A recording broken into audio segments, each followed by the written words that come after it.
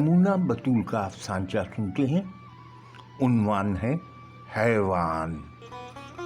आज फिर कूड़ा छानते हुए उसे रात हो गई थी।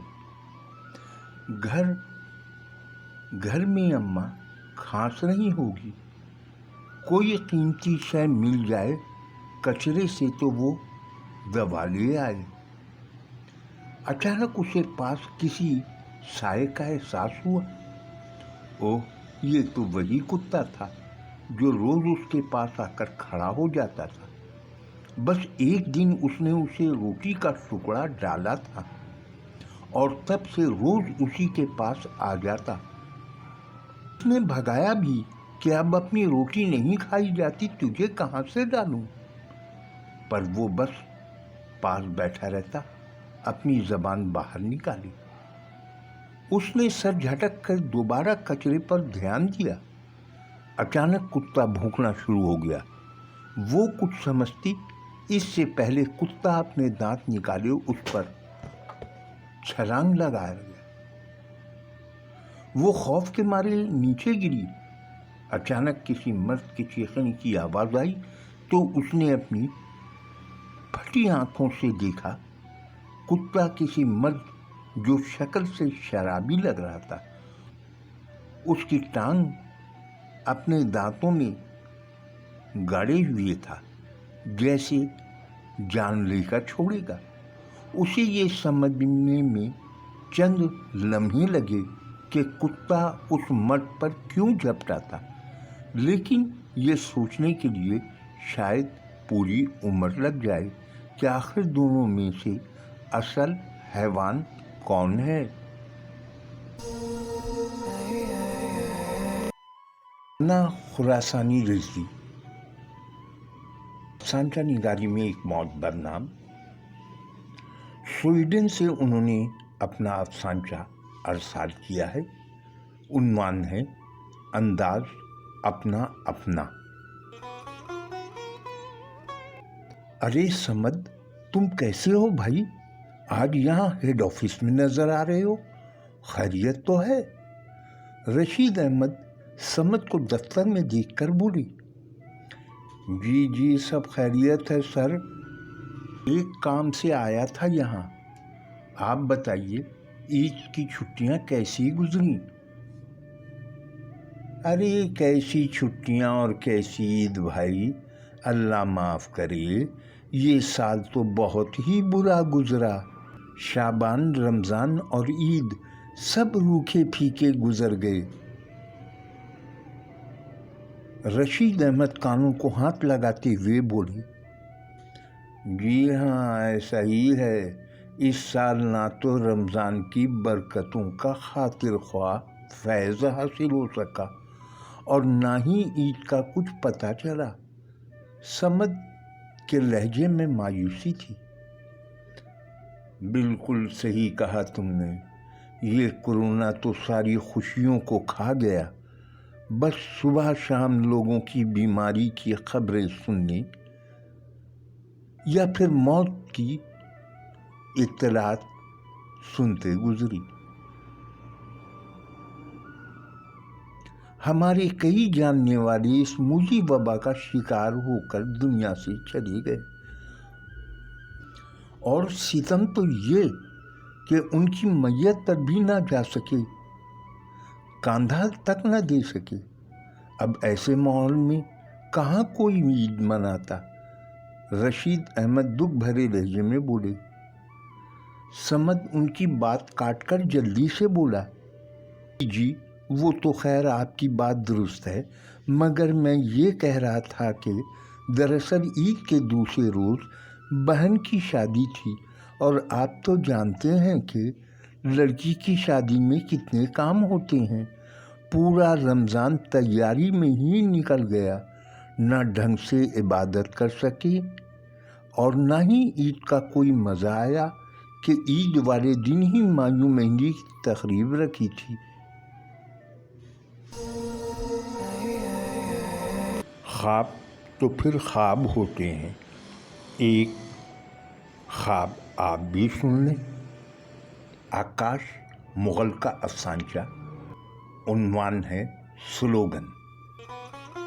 सरकारी महकमे के बड़ों ने फैसला किया कि अवामुल नास को एक समाजी बुराई के खिलाफ शऊर देने की गरज से आगही मुहिम चलाई जाए, जिसके तहत इस अमर पर इत्तेफाक किया गया कि रियासत के तमाम बड़े शहरों की बस स्टॉप, रेलवे स्टेशनों, चौराहों, तिजारती मरकज़ और दीगर अवामी मकामात पर जहाज़ी साइज़ के पैनाफ्लेक्स बिलबोर्ड नस्ब किए जाएं, जिन पर तेज़ी से बढ़ती हुई समाजी बुराई से गुरेज का तरगीबी पैगाम जली हुस्न में प्रिंट करवाए जाए।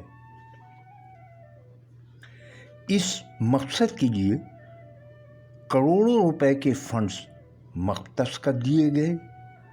चंद रोज बाद हुकूमती अफसर पैनाफ्लेक्स बनाने वाली कंपनी के ऑफिस आया और मैनेजर से मिलकर मजवज़ा इश्तिहारी मुहिम के पैनाफ्लेक्स के साइज, डिज़ाइन और यकसतरी स्लोगन पर गुफ्तगू की। आखिर में मैनेजर साहब ने तखमीना लगाकर बताया कि इस पर 10 करोड़ की लागत आएगी। सरकारी अफसर ने रजामंदी से सर हिलाया। मंजूर है, मगर हमारी भी एक शर्त है। शर्त? कैसी शर्त? मैनेजर ने इस्तफसार किया। कोई ख़ास नहीं, आपको 10 करोड़ मिल जाएंगे, मगर क्या? अफसर ज़रा आगे झुककर बोला, अब हमें बिल 40 करोड़ का बनाकर देंगे।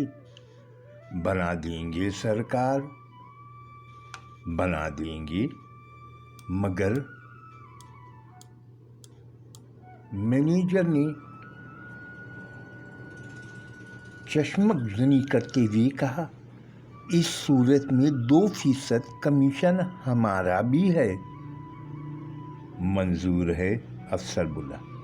और हाँ, 2-4 दूसरी इश्तिहारी कंपनियों के कोटेशन भी बिल के साथ तैयार कर लीजिएगा।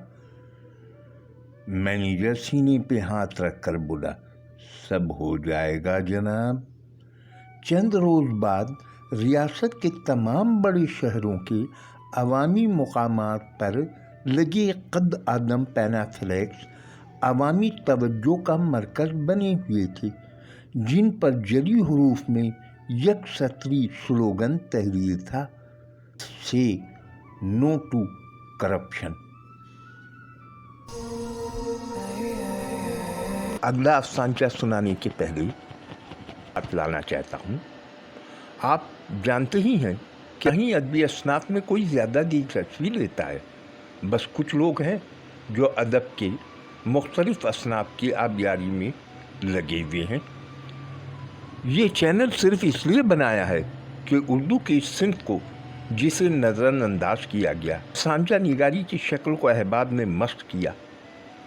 सादत हसन मंटू ने जिस शक्ल में इसे पेश किया था, उसी शक्ल में वापस लाने की जद्दोजहद में मसरूफ़ हूँ। आप सबसे इस्तदा है कि इसका हल्का बढ़ाएं,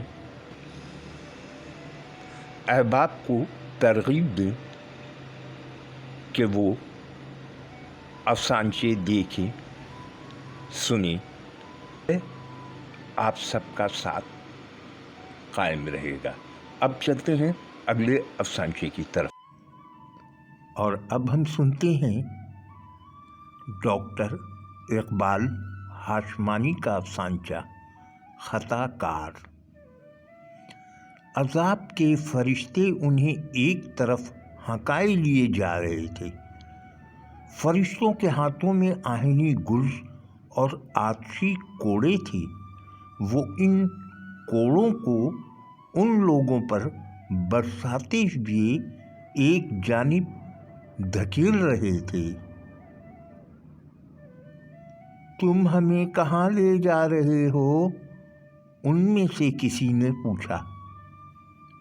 ہم تمہیں دوزخ میں ڈالنے لے جا رہے ہیں،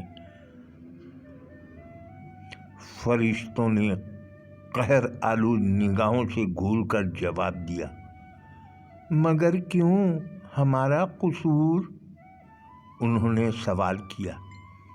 یاد ہے تم نے ایک عورت کو سنسار کیا تھا؟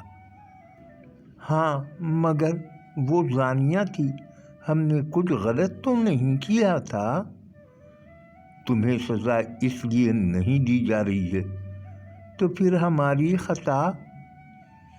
تمہاری خطا یہ تھی کہ جب تم اس حسین عورت کو سنسار کر رہے تھے تب تمہارے دل میں یہ خواہش پیدا ہوئی تھی کہ اس عورت نے گناہ کے لیے تمہارا انتخاب کیوں نہیں کیا؟